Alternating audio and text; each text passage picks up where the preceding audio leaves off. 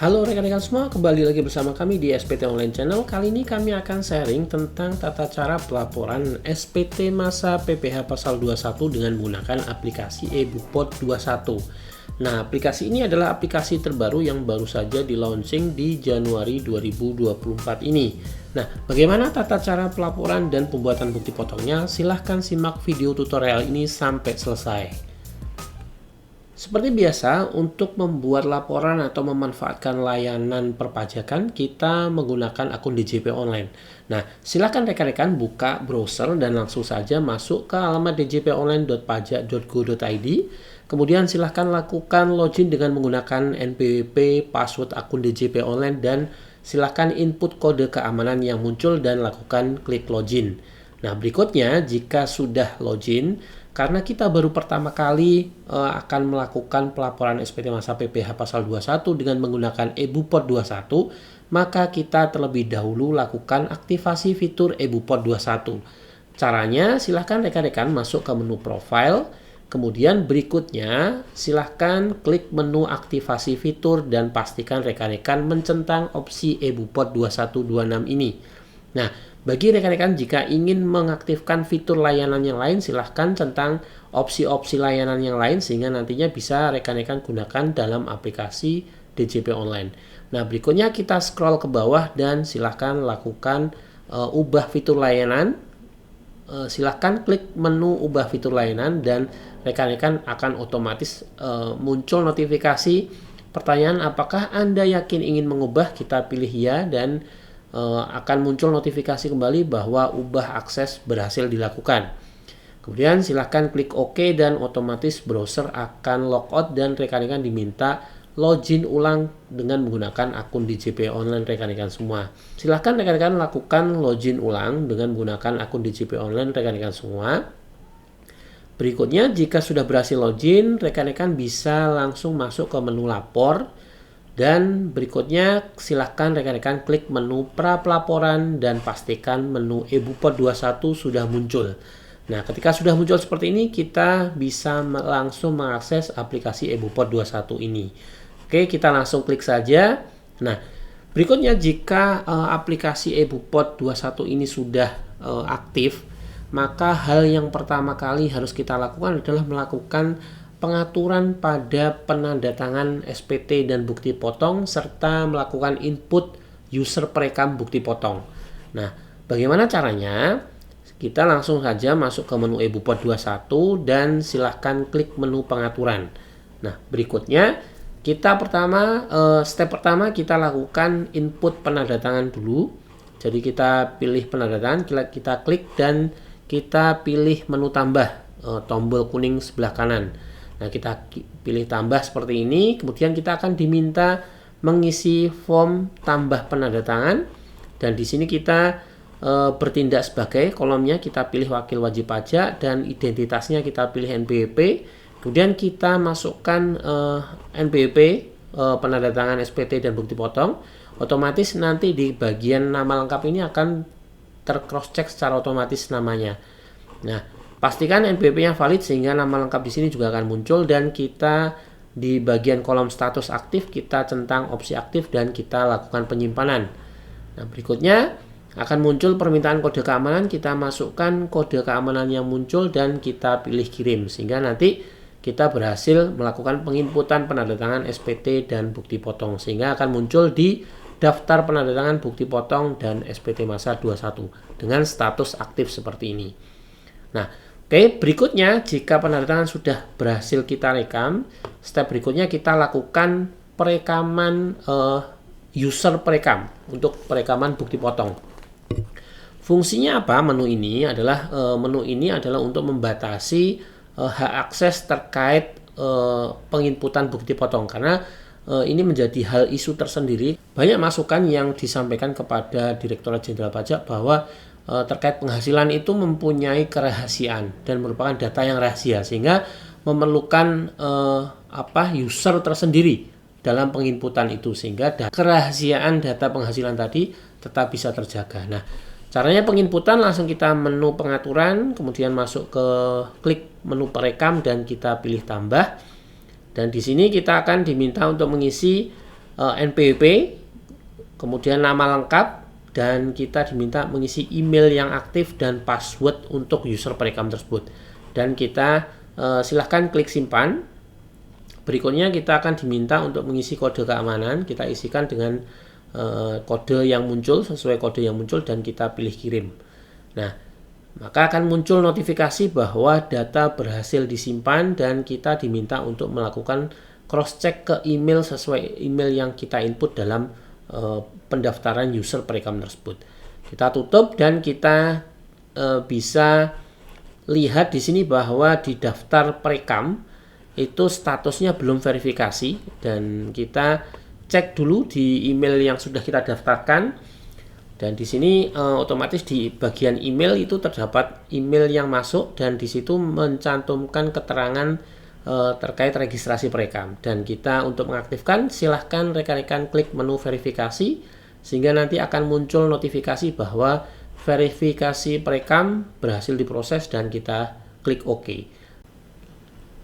Nah, selanjutnya kita akan dibawa ke halaman yang berbeda, di mana di halaman tersebut adalah alamatnya perekam ebuport2126.pajak.go.id, dan di sini kita akan dibawa ke halaman di mana user perekam tersebut harus login. Jika kita memang akan melakukan perekaman dengan menggunakan user perekam ini, kita langsung bisa login dengan memasukkan yang pertama adalah NPWP pemotong, kemudian yang kedua adalah NPWP perekam selaku user perekam yang tadi sudah berhasil kita rekam, dan kata sandi yang sudah berhasil kita input tadi di waktu registrasi user perekam. Dan kita masukkan kode keamanan yang muncul seperti ini sehingga kita bisa lakukan login. Nah, berikutnya selain itu juga ketika kita sudah login, kita juga bisa melakukan perubahan password user perekam, di mana kita langsung begitu kita sudah berhasil login di user perekam, di menu pengaturan kita lakukan ubah password jika memang diperlukan. Jika tidak, ya kita skip saja dan kita langsung bisa melakukan perekaman bukti potong. Nah, ini contoh ketika kita melakukan perubahan password untuk user perekam tersebut. Kita klik OK saja karena sudah berhasil, dan berikutnya adalah kita bisa melakukan proses input bukti potong. Nah, proses input bukti potong ini ada dua mekanisme, rekan-rekan semua. Yang pertama adalah input manual melalui menu bukti potong, kemudian langsung kita klik menu rekam yang tombol warna kuning ini. Kita klik rekam, dan berikutnya kita akan diminta untuk mengisi formulir seperti ini. Jadi di sini ada beberapa kolom yang perlu kita isi. Yang pertama adalah kolom tahun pajak dan masa pajak. Pastikan rekan-rekan di sini dalam memilih tahun pajak dan masa pajak itu sesuaikan dengan tahun pajak dan masa pajak yang akan dilaporkan. Jadi di contohnya ini kita akan melaporkan untuk tahun pajak 2024 dan masa Januari. Kemudian kita isikan dan kita pilih. Kemudian berikutnya di bagian identitas, di sini ada dua opsi yang bisa kita pilih, yaitu NPWP dan NIK. Jadi di contohnya ini karena kita menggunakan NPWP, maka kita pilih NPWP, kita input NPWP di kolom NPWP ini, dan otomatis di bagian nama dan alamat akan melakukan cross check secara otomatis sistemnya, sehingga akan muncul nama dan alamat secara otomatis. Nah, berikutnya jika kita sudah mengisi di bagian pertama ini, kita akan melakukan pengisian di bagian jenis pemotongan PPh pasal 21. Nah, di bagian kode objek pajak di sini kita pilih opsi yang pertama, jadi pegawai tetap. Nah, opsi yang pertama di sini adalah opsi pegawai tetap.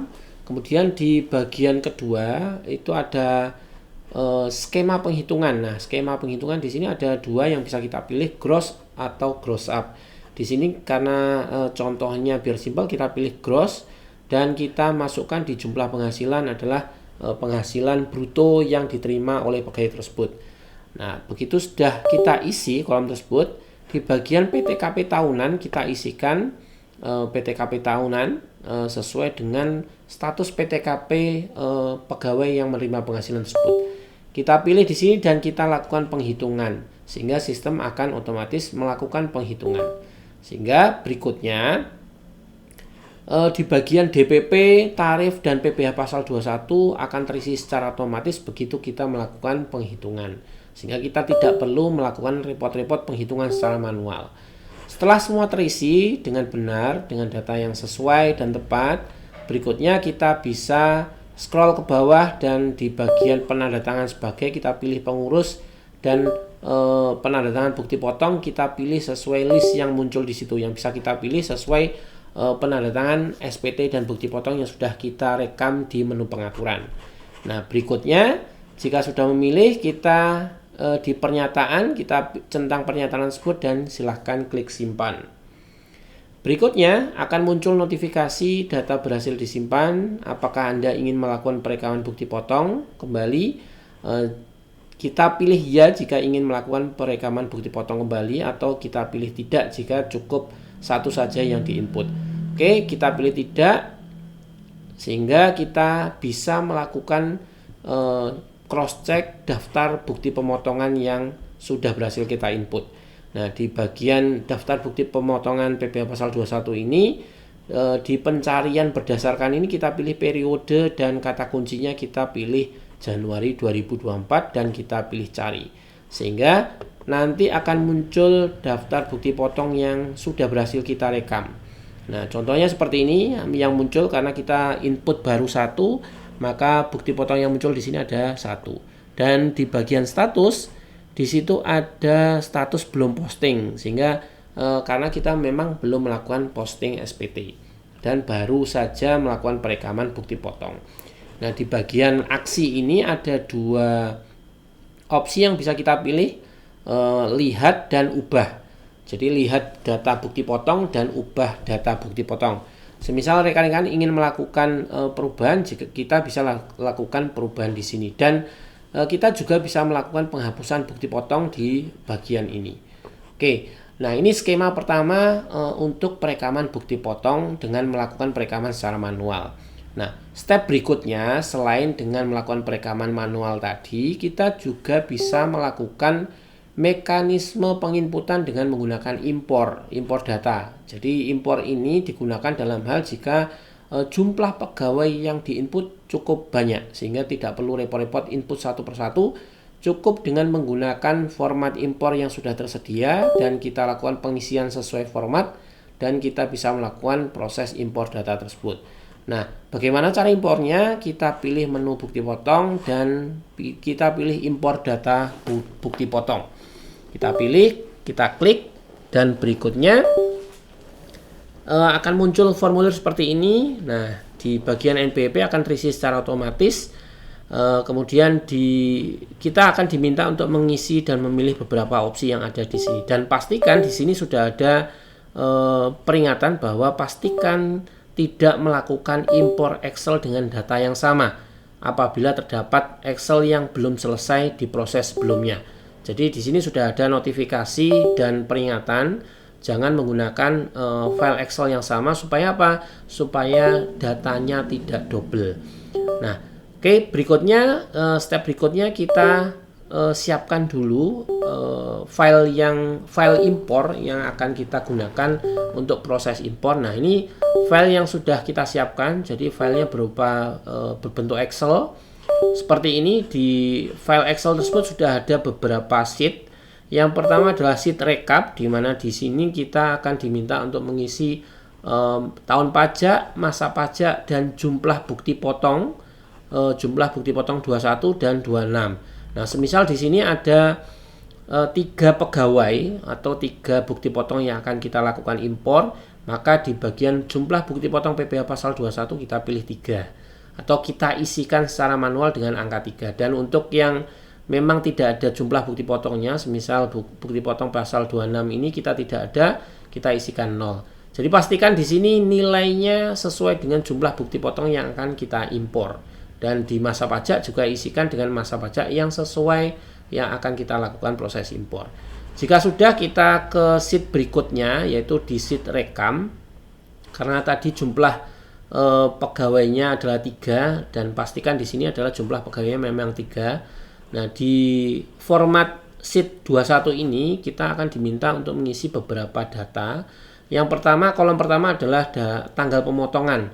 Pastikan rekan-rekan mengisi dengan sesuai format yang tersedia di sini, yaitu tanggal, bulan, dan tahun. Jadi pastikan formatnya sesuai. Kemudian di bagian kolom penerima penghasilan di sini kita bisa memilih apakah pegawai yang akan kita lakukan proses impor ini memiliki NPWP atau tidak, atau kita akan menggunakan NPWP atau NIK. Kita pilih salah satu. Jadi di sini semisal saya isikan NIK, maka di kolom NPWP ini kita kosongi dan di kolom NIK ini kita harus isi. Nah, sesuai. Apabila kita mengisi dengan NPWP, maka kolom NPWP yang diisi, NIK-nya yang dikosongi. Kemudian di bagian nama penerima penghasilan kita isikan nama penerima penghasilan sesuai NIK, dan pastikan nama penerima penghasilan ini jika menggunakan NIK pastikan sesuai, karena jika tidak sesuai maka akan gagal di-load oleh sistem karena data tidak valid. Kemudian di bagian alamat juga silakan rekan-rekan isi dengan alamat penerima penghasilan. Kemudian di bagian kolom kode objek pajak pastikan sesuaikan dengan kode objek pajaknya. Karena ini pegawai tetap maka menggunakan kode 21101. Dan untuk kolom penandatangan menggunakan NPWP atau NIK kita gunakan NPWP. Penandatangan SPT dan bukti potong kita isikan, kita pilih NPWP, dan di bagian NPWP penandatangan kita isikan dengan NPWP penandatangan SPT dan bukti potong. Dan pastikan tidak menggunakan tanda pajak, jadi hanya berisi angka saja. Dan format kolomnya adalah format berbentuk teks, sehingga nanti ketika ada angka 0 di depan tidak akan hilang kalau di format dengan menggunakan format kolom teks. Kemudian untuk NIK-nya karena di sini menggunakan NPWP maka NIK-nya dikosongi, dan untuk kolom kode PTKP silahkan isikan dengan kode PTKP yang sesuai. Kemudian di bagian pegawai harian, apakah ini statusnya pegawai harian, kita pilih tidak karena ini pegawai tetap. Kemudian apakah menggunakan gross up, kita pilih tidak karena memang tidak menggunakan penghitungan secara gross up. Dan untuk penghasilan brutonya kita isikan tanpa tanda baca, jadi langsung saja kita isikan sesuai dengan penghasilan bruto yang didapatkan. Kemudian untuk di bagian mendapatkan fasilitas kita pilih N atau no karena memang tidak ada fasilitas SKP. Jika sudah, pastikan semuanya sudah terisi dengan lengkap dan format data yang benar. Kemudian kita lakukan penyimpanan dengan format 15 digit NPWP namanya, sehingga nanti kita akan bisa load di menu impor tadi. Oke, jika sudah, kita lakukan proses impor. Nah, ini di bagian sheet 26 karena memang tidak ada, kita isikan 0 tadi. Kita hapus saja row-nya bisa, dan kita bisa langsung lakukan menu pengimporan. Nah, di bagian menu impor ini yang pertama di bagian NPWP akan terisi secara otomatis. Kemudian untuk di bagian kolom jenis bukti potong kita pilih bulanan dan final atau tidak final, kita pilih opsi tersebut, dan tahun pajak kita isikan 2024, masa pajak kita isikan Januari karena memang ini masa Januari yang akan kita lakukan impor. Kemudian untuk filenya kita klik pilih file. Berikutnya kita akan browse filenya. Nah, pastikan di sini filenya adalah menggunakan atau diberi nama 15 digit NPWP. Kita pilih file tersebut dan kita pilih open. Sistem akan mendeteksi, akan mengupload, dan kita pilih unggah, dan akan muncul notifikasi data berhasil diunggah. Kita klik OK saja. Nah, berikutnya ketika sudah berhasil kita impor dan upload, maka di sini akan muncul list datanya. Nah, di sini akan muncul keterangan error atau suksesnya ada di sini.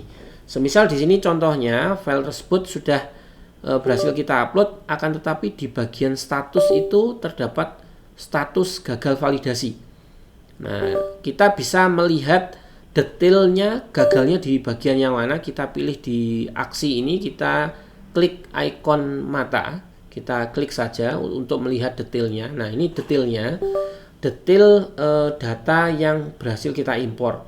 Nah, di sini ada keterangan baris pertama terjadi error, status validasi error, karena nama penerima penghasilan tidak sesuai dengan NIK. Nah, di sini kenapa pentingnya kita input di bagian Excel tadi di kolom nama itu, nama pastikan sesuai dengan NIK yang tertera di KTP atau di iktp sesuai data Dukcapil. Sehingga apa? Nanti ketika proses impor seperti ini bisa berhasil dengan sukses. Di bagian baris kedua sukses dan di bagian baris ketiga sukses. Dan kita di sini juga bisa melakukan unduh hasil validasi. Kita unduh saja sehingga akan menghasilkan file Excel seperti ini, dan kita di sini kita bisa lakukan cross check baris errornya di bagian yang mana, sehingga memudahkan kita untuk mendeteksi mana data yang tidak benar. Nah, jika sudah terdeteksi seperti ini, kita lakukan proses upload ulang sesuai data yang benar. Contohnya tadi namanya tidak sama dengan data NIK, maka kita samakan dulu datanya sesuai dengan NIK yang ada di Dukcapil. Kita sesuaikan, dan di bagian rekap, karena tadi yang gagal adalah hanya satu pegawai saja, maka kita isi dengan satu pegawai dan kita lakukan proses impor ulang. Nah, kita lakukan proses impor ulang. Nah, di bagian sukses ketika kita sudah berhasil impor ulang tadi, di daftar dokumennya sukses validasi, data bukti potong pungut berhasil dibentuk. Nah, kalau seperti ini berarti kita proses impor kita sudah berhasil. Kemudian di sini kita bisa melakukan cross check di daftar bukti potong apakah daftar bukti potong yang sudah berhasil kita input ini sudah sesuai. Caranya dengan klik menu bukti potong, kemudian daftar bukti potong pasal 21, dan di bagian periode kita pilih Januari 2024 dan kita pilih cari. Sehingga nanti seluruh bukti potong yang sudah berhasil kita input dan kita impor akan muncul di sini. Dan di sini rekan-rekan perlu ketahui bahwa daftar bukti potong ini hanya bisa dilihat sesuai dengan user perekamnya. Jadi semisal user perekam A sudah melakukan perekaman dan pengimporan sebanyak 10 data wajib pajak, maka dia hanya bisa 10 data wajib pajak itu hanya bisa dilihat oleh user perekam tersebut. Oke, jika sudah kemudian kita bisa lakukan cross check seperti ini. Di bagian sini di bagian daftar bukti potong ini ada di bagian aksi, ini ada 3 menu yang bisa kita pilih. Yang pertama adalah lihat bukti potong. Kita bisa langsung melihat bukti potong tersebut, atau yang kedua adalah melakukan perubahan bukti potong, atau yang ketiga adalah melakukan penghapusan. Nah, di menu penghapusan ini kita lakukan apabila bukti potong yang kita input adalah salah atau double, bisa kita lakukan penghapusan dengan menu ini.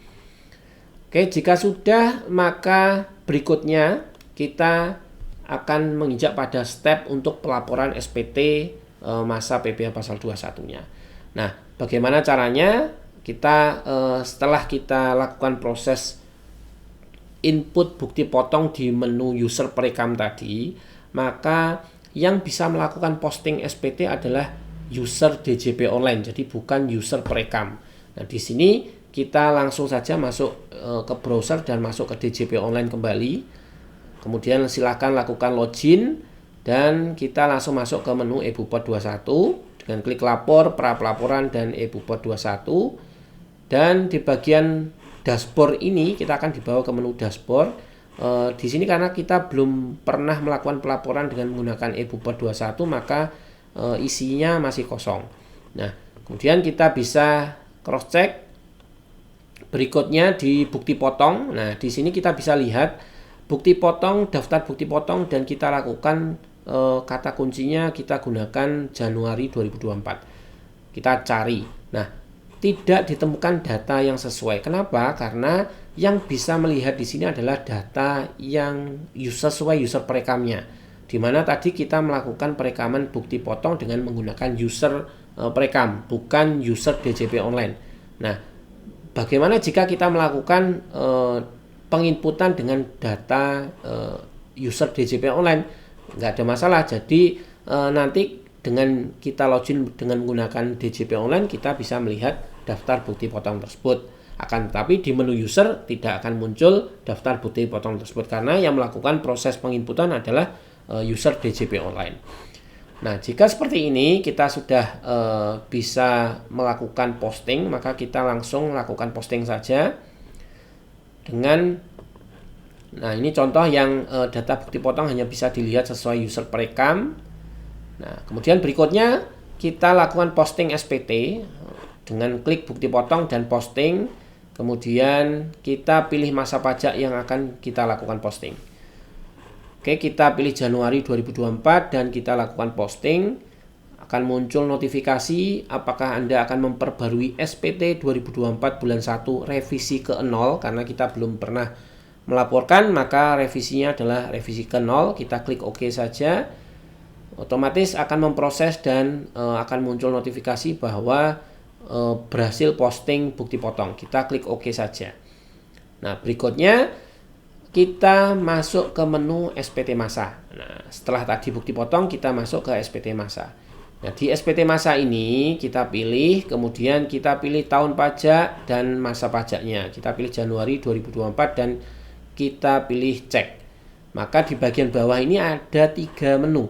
Yang pertama adalah rekam bukti penyetoran, yang kedua tagihan perekam, dan yang ketiga adalah ringkasan pembayaran. Nah, di menu ini karena kita sudah berhasil melakukan posting tadi, kita pilih yang pertama adalah kita akan melihat berapa sih tagihan PPh pasal 21 terutangnya. Kita pilih nanti di bagian tagihan perekam. Berikutnya kita di rekam bukti penyetoran ini karena kita belum pernah atau kita belum mengetahui berapa PPh 21 terutang, maka di sini kita belum bisa melakukan perekaman. Nah, cara perekamannya nanti kita tinggal klik menu tambah ini.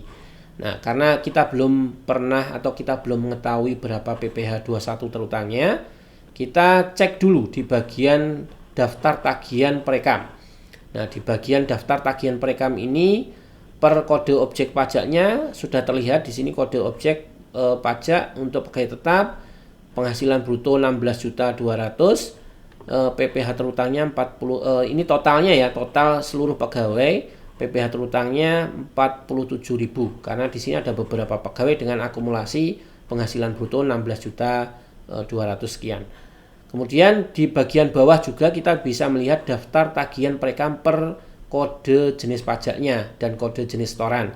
Di sini langsung kita bisa melihat jenis pajaknya pasal 21, kode jenis setoran 100 dan PPh yang dipotong yang terutang sebesar Rp47.043. Nah, di sini kita saat ini di aplikasi eBupot 21 ini belum ada fitur untuk kode billing secara otomatis seperti eBupot unifikasi. Tapi nantinya harusnya ada menu untuk kode billing secara otomatis supaya apa? Meminimalisir risiko kesalahan pembuatan kode billing.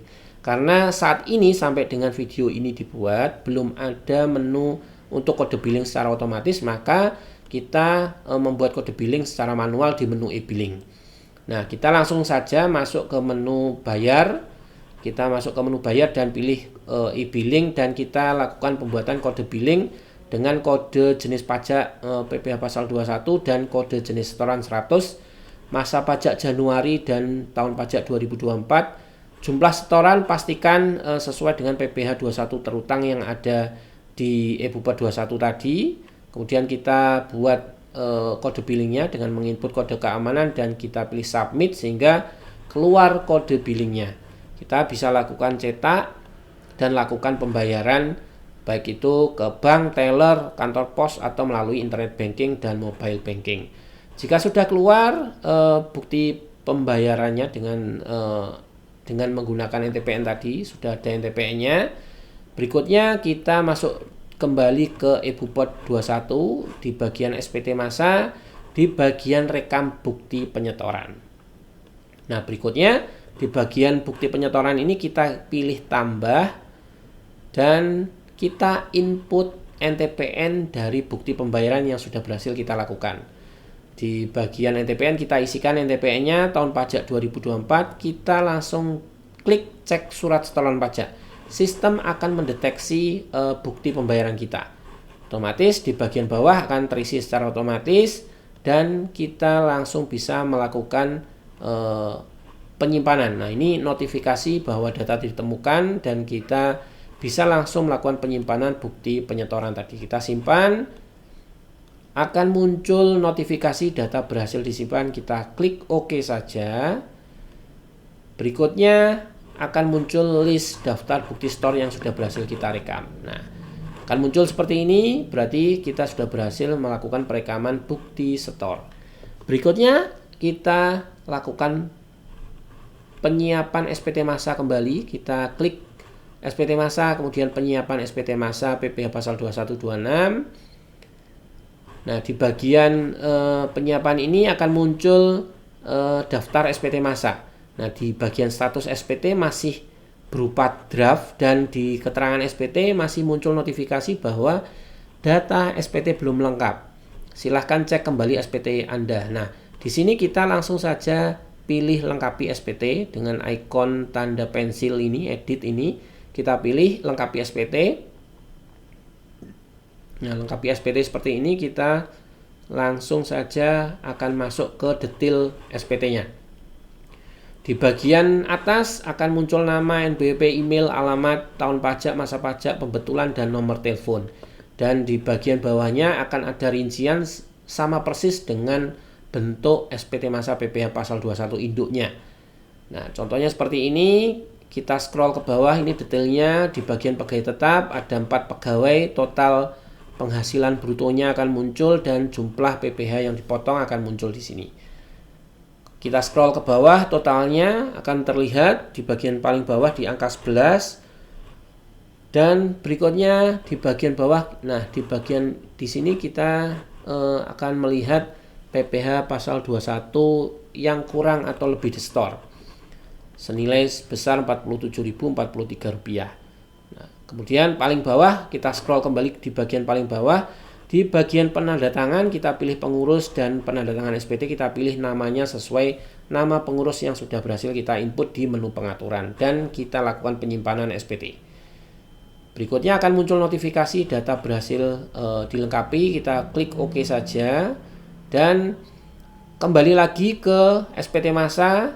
Maka di bagian penyiapan SPT ini, status SPT tadi di bagian keterangan yang semula masih harus dilengkapi, di sini statusnya berubah menjadi SPT Anda siap kirim. Walaupun status SPT-nya masih draft karena memang belum dilakukan pengiriman. Nah, untuk mengirimnya kita pilih di bagian aksi ini, kita pilih ikon pesawat terbang ini, kita pilih klik ikon tersebut. Dan kita akan dibawa ke detail SPT-nya. Sama persis seperti tadi, akan tetapi di bagian formulir SPT tadi, di bagian kanan ini ada menu kirim SPT. Kita pilih kirim SPT saja.